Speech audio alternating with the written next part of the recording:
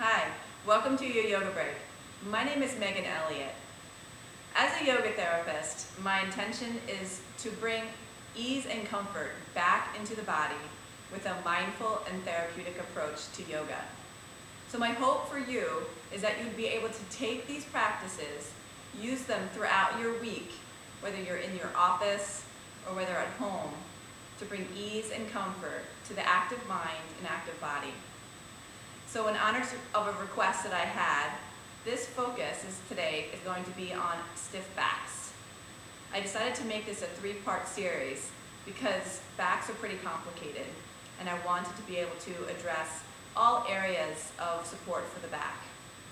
Today's session will focus on strengthening the front of the body in order to be able to release the back of the body and also resting the back of the body in a restorative pose. Okay. So we'll start standing. When you start here, first thing that you should have is a timer so that you can time yourself, because I won't be holding all of the postures as long as you can actually hold them. So come up to standing. I know my head's kind of cut off here,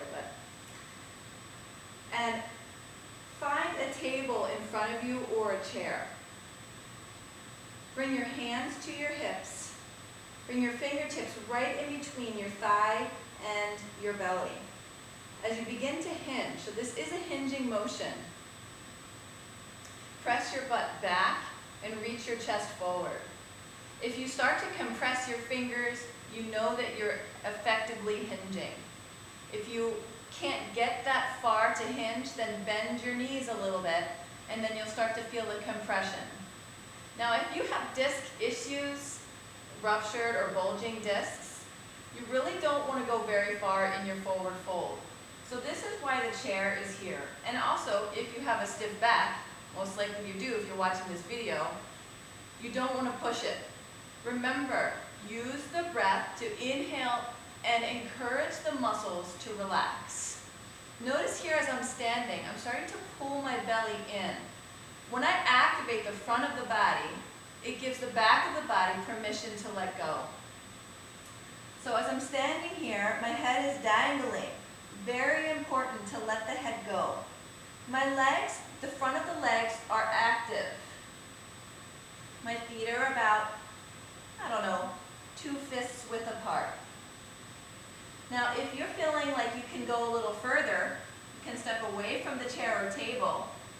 Still keep pulling the belly in. You may even notice a rounding here in the low back. That's fine. It's actually good. It's going to stretch these low portions of the back. Keep pulling the belly in and use your hands to guide yourself down. I'm going to come a little closer to the screen so that you can see what I'm doing. As you come down, keep reaching the ribs for the thighs. And then once you're here, you can hold on to your elbows. Relax the head down. The hands can also dangle onto the floor. Notice if you're rocking back into your heels and redistribute the weight by rocking forward, and so that the weight is fully distributed throughout the whole base of your foot, of both feet.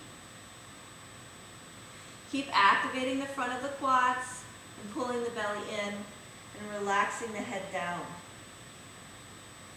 Initially, you may feel the pull in the hamstrings. This will give you a clue that your hamstrings may be tighter than your back. If your hamstrings are fine and your back is talking to you, then you know that you have a tight back for sure.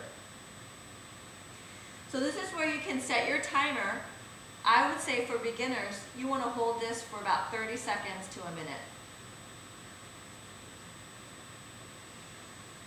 Breathe deeply into your ribs and then exhale, let it go.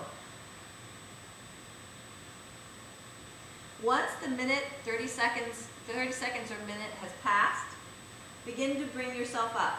Now, if you have disc issues, extend your spine first. Use the strength of the back to pull yourself up. If you feel okay, pull your belly in. Keep pulling the belly in as you walk your hands up. Your tailbone is leading here. You're walking your hands on up as you come up into standing. Take a moment to let the spine recalibrate. Soften the shoulders down. And feel the difference between the front and the back body. The front body should feel strong. The back body should feel stretched. Now, deepening that approach. So coming down to hands and knees.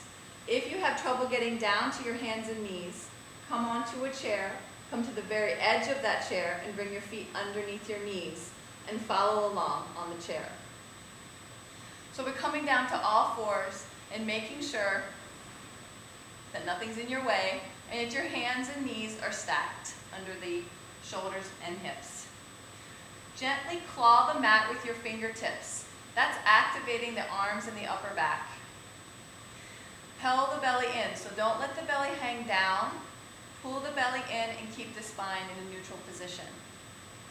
As you exhale, we're rounding the back, bringing a curvature into the spine, starting from the low back first, then the mid, and then the upper. So this is the mindfulness part.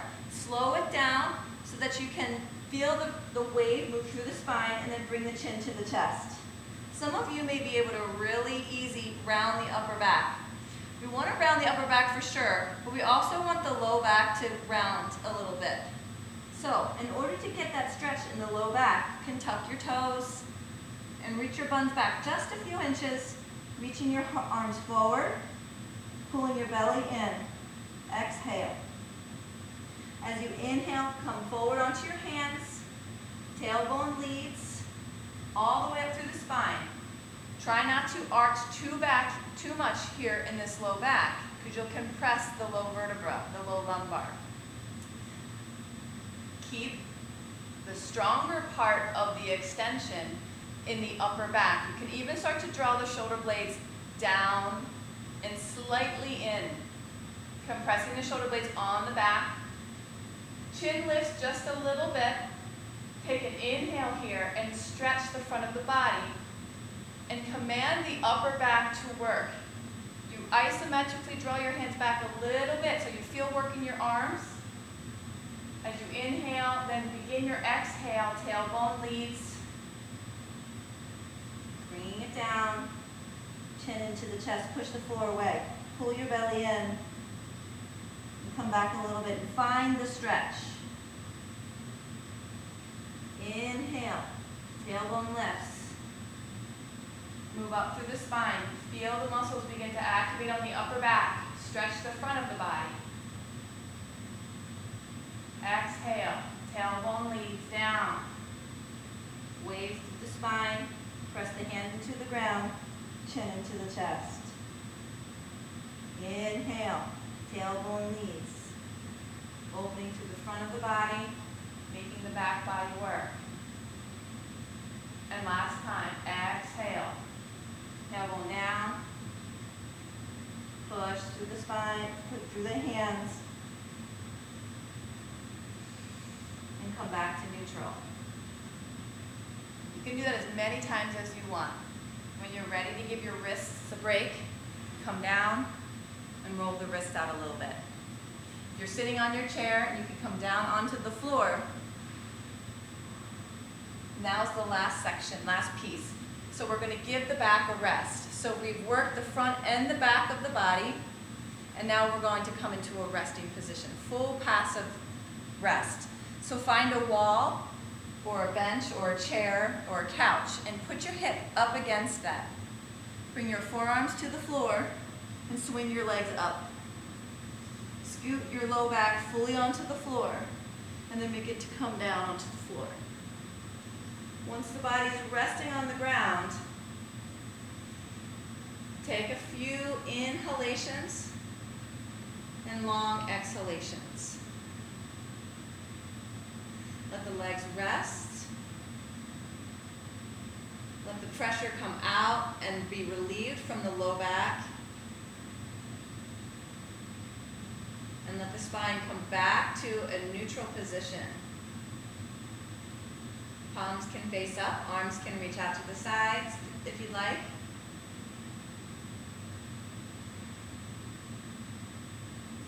So again, I would recommend staying here for about 30 seconds to a minute or even longer. There's really no contraindications for this posture. Then when you're ready to come out, bring your knees in towards your chest. Put your feet on the chair or the wall. Bring your nose in towards your knees. Then inhale, release, and roll over to the side. Easily bring the head up. And we're done. So I would recommend these postures a couple times throughout your week. Notice if they're working. If they cause pain or if you're not noticing any shifts in the low back stiffness, then I would recommend to see a doctor or a chiropractor. Thanks so much for joining me during this yoga break. I'll see you later for part 2.